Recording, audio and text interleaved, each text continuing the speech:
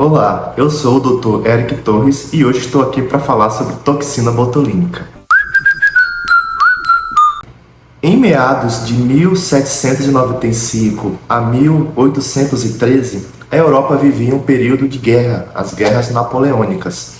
Naquela época, século XVII, não havia um cuidado sanitário e de armazenamento de alimentos. E aí surgiu uma doença paralisante, uma doença que paralisava musculatura, paralisava intestino e as pessoas desenvolviam sintomas como vômitos, diarreias e até mesmo morte. Mas foi somente em 1822 que um médico e físico alemão chamado Kerner começou a estudar um grupo em uma comunidade que haviam se contaminado com salsichas estragadas.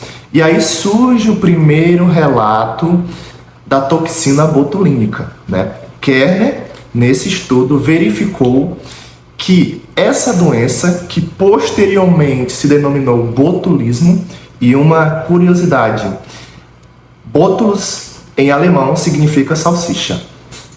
Kerner verificou que seria uma bactéria que se disseminava nessas salsichas estragadas e essas bactérias liberavam uma toxina que seria neurotóxica, causando essas paralisias musculares. E aí a gente tem aqui agora os primeiros relatos científicos da toxina botulínica. Kerner nomeou essa bactéria de Clostridium botulinum, como eu já mencionei, devido a essa descoberta ter sido por salsicha envenenada. E aí o termo botulus significa salsicha em alemão. Foi Kerner também que começou a documentar que essa toxina poderia ser usada de forma terapêutica, visto que ela paralisava espasmos musculares e também hipersecreção de fluidos corporais. Mas foi somente em 1946 que se começou a usar de fato a toxina botulínica para fins terapêuticos. Dois oftalmologistas usaram e documentaram a toxina botulínica para o tratamento do estrabismo, aquela condição que você tem um olhar convergente ou divergente. E aqui nós temos na prática o primeiro uso da toxina botulínica para fins terapêuticos. Em 1989, Clark e Belris relataram o uso da toxina botulínica para o tratamento de assimetrias faciais causado por dano iatrogênico do nervo facial. E em 1989 também a FDA aprova o uso dessa substância para fins terapêuticos. Oficialmente a toxina botulínica passa a ser um medicamento. A partir desse uso da toxina botulínica para tratar assimetrias faciais, podemos dizer também que ela já começou a ser usada para fins estéticos, visto que esse uso seria justamente para eliminar essas assimetrias faciais. A toxina botulínica, ela atua no sistema nervoso central, paralisando a sinapse nervosa. O que é isso? A comunicação nervosa.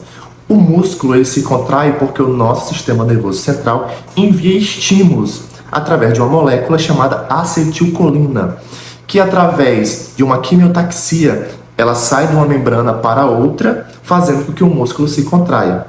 A toxina botulínica, ela entra nas células musculares, bloqueando, formando um tampão, para que essa molécula de acetilcolina não comunique o músculo que ele tem que contrair, ocasionando assim a paralisia muscular. Aqui eu vou mostrar para vocês um esqueminha de como ela atua.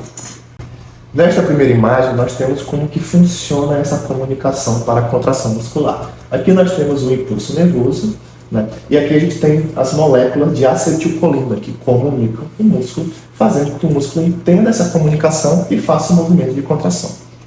Já aqui na imagem B, nós temos a ação da toxina botulínica. Ela atua bloqueando essa passagem dessa molécula de acetilcolina, impedindo que o músculo seja comunicado, fazendo com que ele fique paralisado, certo?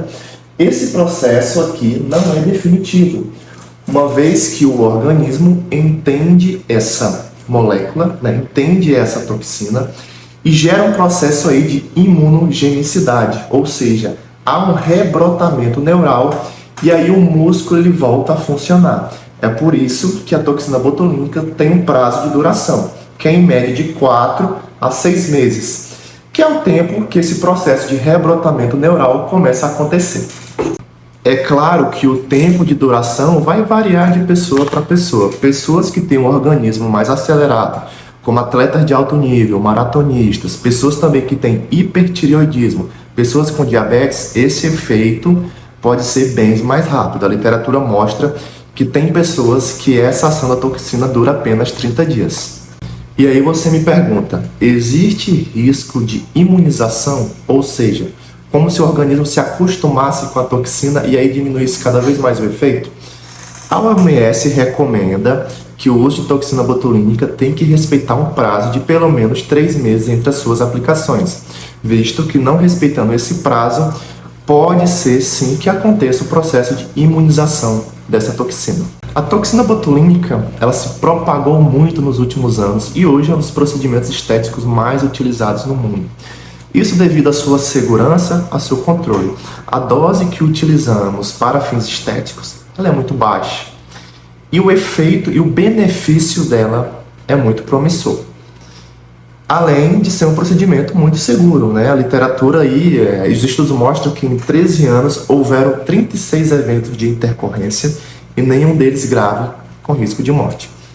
Os efeitos colaterais mais comuns, né? É durante a aplicação que pode gerar ali um edema, pode gerar ali um hematoma. Alguns pacientes costumam sentir uma dorzinha de cabeça no primeiro dia da aplicação, né?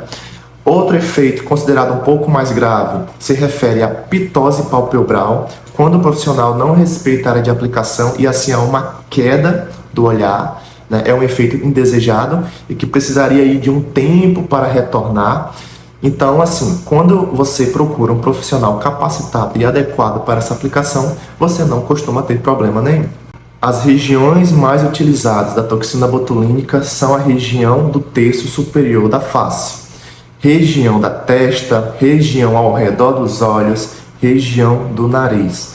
São aqueles músculos que a gente conhece como músculo da mímica. Ele se contrai nas expressões faciais, ocasionando rugas, que futuramente essas rugas podem se aprofundar e aumentar o processo do envelhecimento.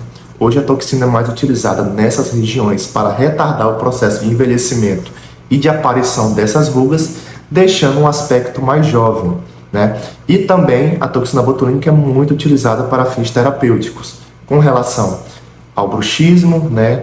A gente pode aplicar também a toxina na região do músculo masseter, que é o músculo da mastigação, ocasionando ali um enfraquecimento e diminuindo as crises de bruxismo.